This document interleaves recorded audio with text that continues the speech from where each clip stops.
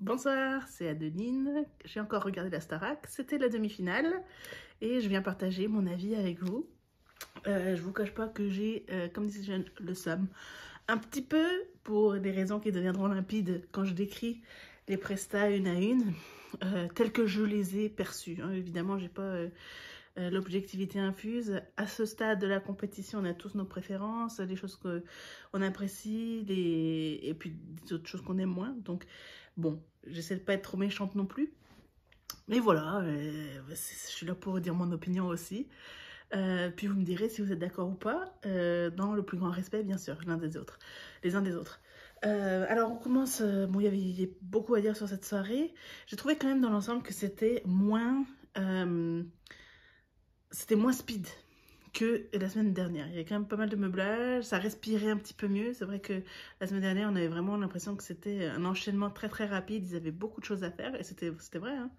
Là voilà, ça respirait un petit peu mieux. On avait même des invités qui étaient sollicités pour meubler. Hein. On pense un petit peu à Clara Luciani, Nikos qui lui demande un petit peu, voilà, qu'est-ce qu'elle fait entre les chansons. Bon. Alors allons-y, presta par presta, comme d'habitude. Alors, on commence avec l'hymne. Bon, rien de trop à signaler. Ils ont commencé dans le public, c'était rigolo. Bon, effet flash mob, c'est ce qu'ils voulaient. Bon, ça rendait pas trop parce que le public, tu peux pas apprendre au public une choré très développée. Hein. Mais voilà, je trouvais que vocalement, Chris s'en tirait bien sur l'hymne. C'est lui que j'ai remarqué plus que les autres. Bon, c'est l'hymne, hein, on connaît maintenant. C'est pas foufou non plus, mais bon, sympa, bonne énergie. Ensuite, on a eu Léa, Enola et Tiana sur Il me dit que je suis belle de Patricia Cass.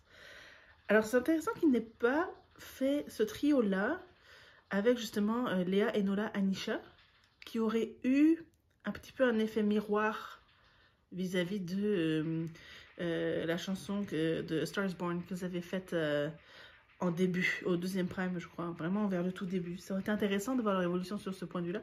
Bon, l'évolution de la soirée fait que c'est encore possible pour la semaine prochaine. C'est peut-être pour ça que on a inclus Tiana, avec qui Léa et Enola ont un lien un peu plus fort, certainement Léa en tout cas. Alors j'ai noté sur cette chanson-là que bon, dès que Léa commence à chanter, déjà on dit bon c'est incroyable, le potentiel vocal de cette fille, qui n'a pas fait un prime fou dans l'ensemble, hein, c'était pas non plus voilà sa meilleure soirée de toutes. Mais sur cette chanson-là, quand elle commence, on se dit, bon, cette fille-là, c'est une chanteuse. Il faut qu'on lui trouve des bonnes chansons, des beaux textes à transmettre. Et puis, ça sera super intéressant. Après, voilà, le reste de la chanson, bon, c'était correct. C'était sympa. C'est une belle chanson qui date un petit peu. Et puis, qu'elle ne connaissait pas toutes. Hein. Je crois quand on a envoyé les répétitions sur la quotidienne ou sur le live, certaines d'entre elles découvraient cette chanson. C'était nouveau. Donc, vraiment, ils ont bien fait. Quelques imperfections, bon, voilà, c'était sympa. Ensuite, on a eu Anisha qui se défendait avec un duo avec Claudio Capeo. Je l'ai trouvé très bien là-dessus. Elle était, justement, elle était bien dans l'interprétation. Laure lui a fait un beau commentaire par la suite qui soulignait un petit peu l'importance de, voilà, de savoir ce qu'elle dit, puis de le dire et de le vivre de façon à se mettre en avant un minimum. Il faut, voilà, incarner son jeu, J-E. Voilà, mais j'ai trouvé ça très bien. Clairement, Claudio Capeo, il est fan d'elle. Donc, bon, du coup, vraiment, il y avait une belle, un bel échange entre eux deux. Et puis, moi, j'aime bien Anisha sur ses duos, en général. C'est vrai que j'avais bien aimé un duo avec Patrick Fiori aussi, sur des chansons nouvelles qu'elle découvre et qu'elle aime, et qu'elle ne change pas. Je la trouve bien, elle a une belle voix, elle a vraiment une interprétation qui se peut très transmetteuse de sens et d'émotion. Mais quand c'est dans les paramètres, un petit peu, quand c'est dans une interprétation sobre et mesurée. Voilà, je dirais que ça jusqu'ici. Donc j'ai trouvé cette presta-là vraiment très réussie. Ensuite, on a eu Louis, qui sur le tableau Born This Way. Alors là, j'écris tout un paragraphe, hein, si mes yeux divaguent. je l'ai trouvé fantastique. Je l'ai trouvé vraiment en pleine puissance. Et puis, je me dis que je fais l'analogie un petit peu de Louis, qui est vraiment le vilain petit caneton, qui a évolué au fil des semaines dans un beau cygne fier, qui se tient droit, qui est superbe. Donc son évolution à Louis est vraiment crève les yeux, quoi. Et ce tableau nous en met plein la face. Vraiment, ça le dépose, Louis, au centre de la scène. Impossible à ignorer. Et moi, vraiment, Louis, c'est quelqu'un à qui vraiment je souhaite de tout cœur qu'il arrive à trouver son public, et un public fidèle, pour qu'il ait des choses à nous dire, des chansons à partager avec nous, des choses qui lui sont chères. J'ai compris les larmes d'Enola, parce que c'est émouvant d'être témoin de cette transformation-là de Louis, qui au début, au premier débrief, s'excusait encore d'être là et était en larmes parce qu'il ne comprenait pas où était sa place. Et de le voir maintenant où il en est, c'est grandiose. Je pense que, enfin, grandiose, j'exagère, mais c'est un petit peu la raison d'être de la Star Academy. C'est vraiment ça.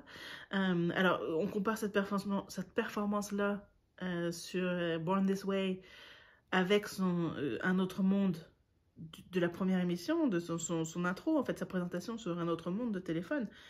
Mais ça y est, quoi, il y est dans l'autre monde. Et voilà, et c'est vraiment... voilà, je suis émue aussi parce que je suis d'accord avec ce qu'a souligné Yanis. C'est que, voilà, dans les années 2000, ça se faisait pas, ce genre de choses, ça ne se voyait pas. Et il y a des gens importants pour moi, dont certains verront cette vidéo, qui auraient peut-être pas eu à souffrir autant qu'ils ont souffert dans leur adolescence, si des tableaux comme ça avaient leur place à l'époque sur nos télés. Surtout que les télés, il n'y avait pas les streams, il y avait moins Internet, c'était moins amusant. Donc vraiment, la télé, c'était le rendez-vous culturel. Et puis voilà, c'est bien de représenter le monde dans toutes ses couleurs, tel qu'il est. Ça se faisait pas à l'époque. Et d'entendre Yanis dire à Louis qu'ensemble, ils laissent une trace et qu'ils inspirent des générations, c'est touchant pour ça. Et il a raison. Et c'est beau. Voilà. Alors, c'est rigolo parce que j'ai fait presta par presta mes commentaires sur une note sur mon téléphone. Et puis la presta suivante, j'ai juste une ligne. Alors, on passe à Enola et Patrick Bruel. J'ai dit que c'était simple et beau. Donc, c'était beau dans la simplicité aussi. C'est-à-dire qu'il n'y a pas grand-chose à étendre là-dessus. Je veux dire, c'est sympa de voir Bruel revisiter des vieilles chansons parce que on s'imagine qu'il l'a faite mais des millions de fois, qu'il a le droit. Et puis il l'a peut-être même déjà faite à la Star Academy, hein, je me souviens plus. Mais de voir quand même qu'il y a dans son regard une complicité, une bienveillance vers les élèves. Et j'ai trouvé Enola, voilà, bien, pas surfaite, vraiment comme il faut. Et puis j'ai bien aimé le commentaire de Bruel après ça, qui dit qu'elle a raconté sa chanson, elle a raconté son histoire via la chanson de Patrick. Et ça, c'était plutôt... j'ai trouvé ça juste aussi. Alors, pensée intrusive pendant la presta, qui n'a rien à voir avec Enola ou Patrick Bruel, mais quand le public chante, la question que je me pose, comme ça, tiens, quand une foule chante une chanson ensemble, est-ce que le son qui ressort, l'ensemble, est-ce juste? Est-ce que c'est dans la justesse vocale? Voilà, vous avez 3 heures, vous me ferez 10 pages. Non, c'était... voilà, bon, c'est une chanson voilà, qu'on connaît tous, qu'on aime tous, et voilà, au suivant. Donc la suivante, c'était Anisha et Chris sur One. Et là, j'en ai des choses à dire, pas forcément que des compliments. Cette chanson, pour moi, c'est un monument aussi du rock. Normalement, on n'y touche pas. Et je rejoins l'avis qu'avait donné Marlène dans le magnéto juste avant. Que One, sur un numéro comme ça, la star, c'est la chanson. Et je l'ai noté, hein, elle a dit, Marlène, qu'il il fallait pas tomber dans l'ego, de faire la petite note qui n'est pas prévue. Et puis, j'ai dit, mais punaise, mais Anisha n'a fait que ça. il n'y a pas une phrase qu'Anisha a chantée dans cette chanson qui était telle que l'original. Donc ça me tue. Ça me tue, cette chanson. Normalement, c'est intouchable. Et c'est pénible. C'est sincèrement pénible. C'est pour ça que j'ai vraiment haï, avec un grand H, son évaluation sur Show Must Go On. Je sais qu'elle adore cette chanson. Je sais qu'elle adore la chanter. Ça se voit qu'elle adore la chanter telle qu'elle le fait. Mais c'est complètement dénaturé. Donc, encore une fois, si tu ne peux pas interpréter une chanson telle qu'elle est écrite, mais c'est pas de l'interprétation. C'est de la réinvention, c'est dénaturé. Le pauvre Chris, en attendant, ben, sur One, il faisait comme il pouvait pour sauver les meubles. Du coup, ils n'étaient pas très connectés ensemble non plus. Et là, j'étais pas d'accord avec Adeline. Ils n'ont fait qu'un bon. Je pense qu'elle a dit un bon mot pour échapper à la question de Nikos. Mais c'était dommage. Une belle chanson comme ça, une belle opportunité comme ça. Chris qui était bien dedans. Et puis Anisha qui nous change, qui nous fait ça Anisha, quoi. Pénible. C'est pas possible.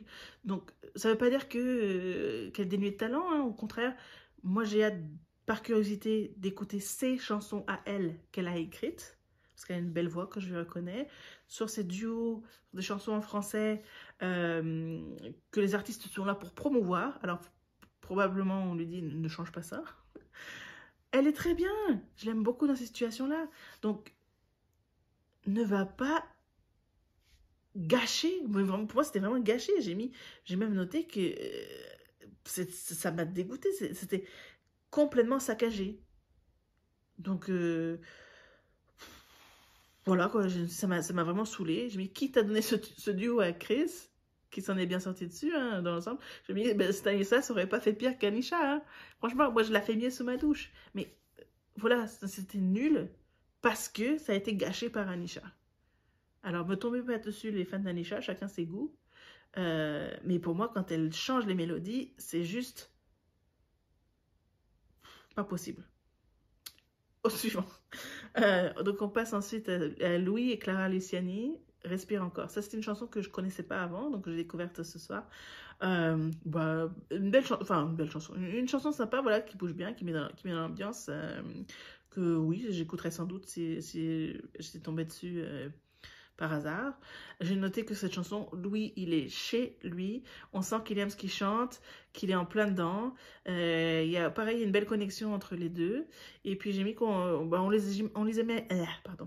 les imagine bien se retrouver plus tard sur scène ou sur un duo. Mais c'était sympa, voilà, c'était plus léger. Encore une fois, je trouve que la programmation, comme ils font bien les choses, entre une chanson un peu plus lourde, entre guillemets, et une chanson un peu plus légère, dans le sens. Donc, pas mal. Ensuite, on reste dans la légèreté avec Léa et Marc Lavoine sur J'ai tout oublié.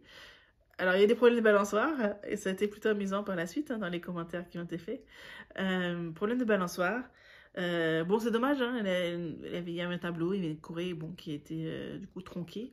Alors, j'ai noté que bah, Léa a certes bien chanté vocalement, il y a rien de lui reprocher. En même temps, c'est pas une chanson, voilà, c'est pas El Caruso, hein, c'est vocalement pareil. Celle-ci, je peux la faire très bien sous ma douche également. Mais voilà, je trouve que niveau complicité avec Lavoine, c'était pas fou non plus, c'était pas terrible. Mais bon, autant quand elle avait chanté avec Amir, tu voyais Amir essayer. On le voyait qu'il faisait des pas de géant vers elle, avec un regard soutenant et bienveillant. Et puis, c'était pas le cas de Lavoine, quoi. De Lavoine, on le sentait, mais à 10 000 années-lumière, ça se voyait dans tout. Ça se voyait qu'il était complètement sur une autre planète. Alors, il lui a fait une pluie de compliments par politesse sans doute, et puis sans doute qu'on les coach pour ça aussi, je sais pas. Mais c'est évident qu'il n'en a rien à faire de la Star Academy. Marc Lavoine, il n'a pas vu une seule émission, il n'a pas vu un seul épisode, c'est certain. Ce qui est son droit, hein, c'est son droit, tout à fait. Après, il vous voit Léa, ce qui est son droit aussi. Alors qu'ils se sont quand même chantés dessus, machin, mais bon. Mais voilà, ça n'aide pas à mettre à l'aise, hein. Je présume qu'ils l'ont peut-être répété 2-3 fois. Je sais pas trop comment ça se passe, mais voilà. Alors, bon, je sais pas si c'est par gentillesse aussi que le directeur a dit que bon, Léa faisait un progrès un petit peu. Oui, j'imagine. Et on la voyait essayer un petit peu, surtout au début, mais elle avait un mur en face, quoi. Donc, bon, ça n'aide pas. Vocalement, nickel, mais bon, voilà, cette chanson, ça y est, quoi, on a fait le tour assez vite.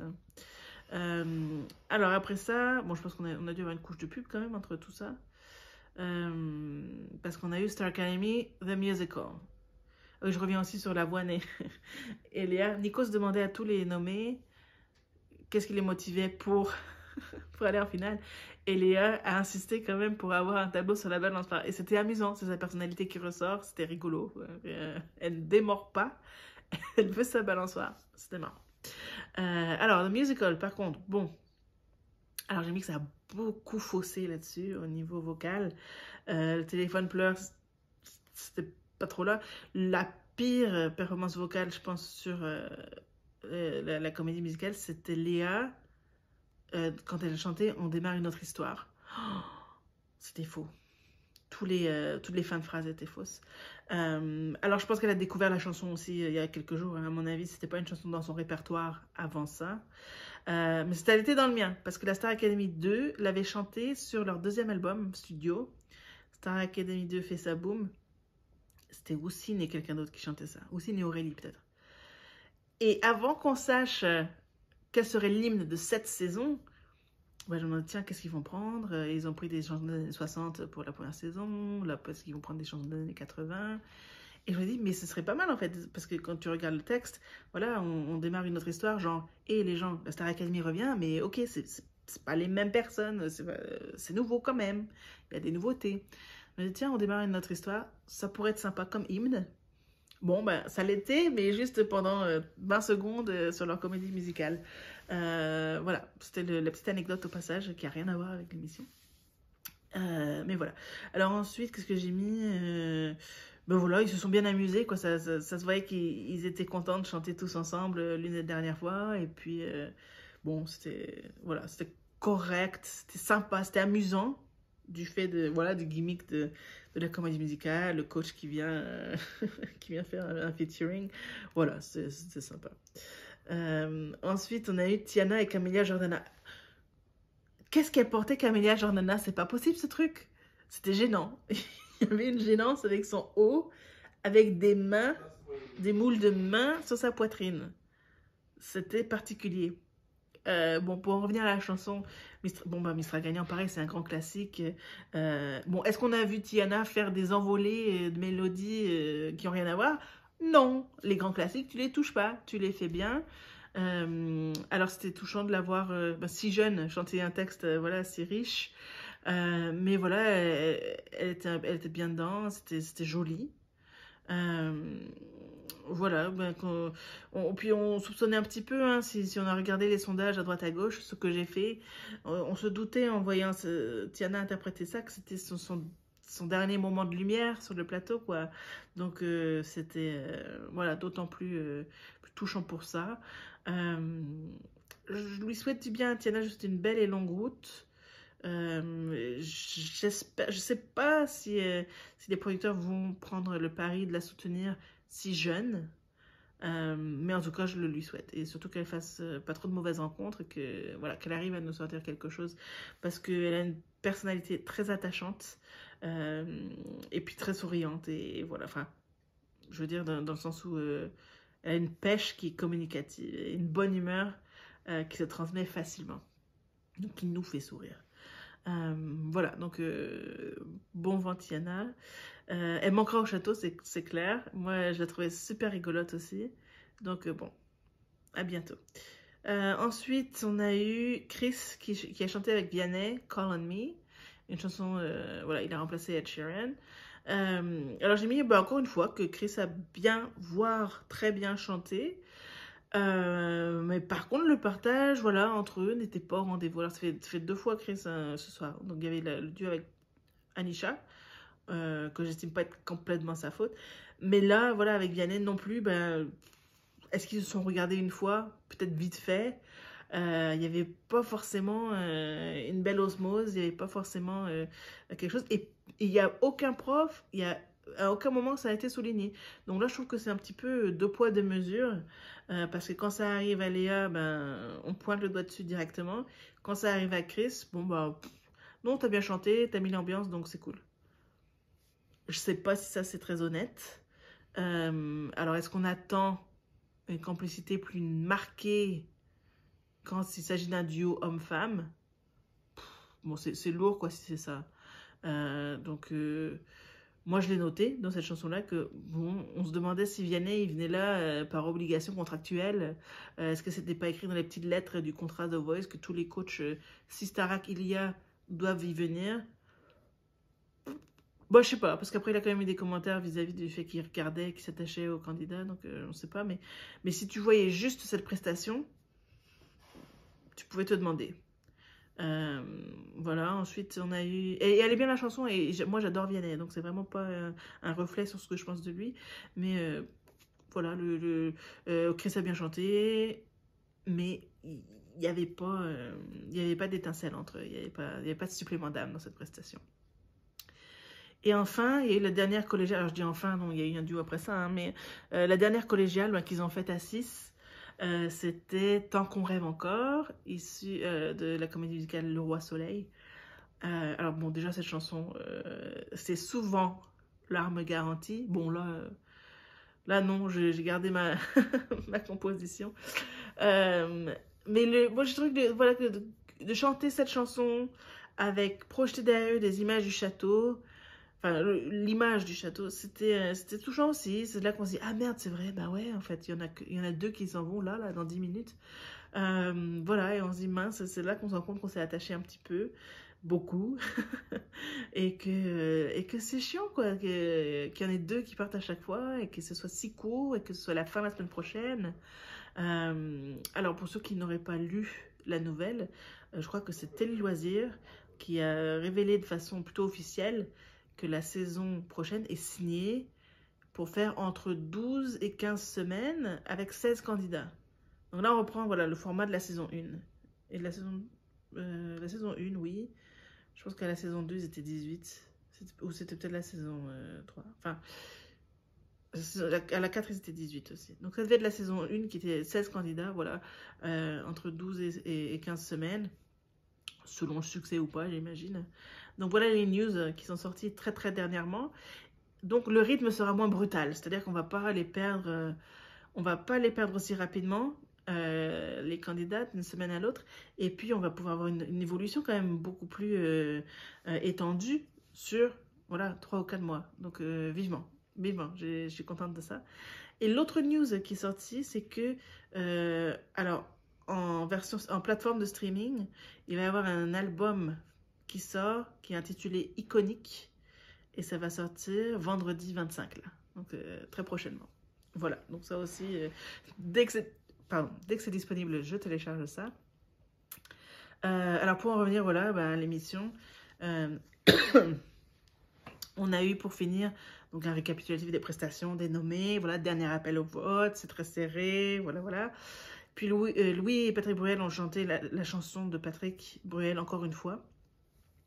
Et puis j'ai noté que, une fois de plus, Louis a rendu l'appareil, vraiment, a rendu l'appareil à un artiste établi. C'est vraiment, voilà, deux personnes face l'une à l'autre qui étaient sur presque un pied d'égalité.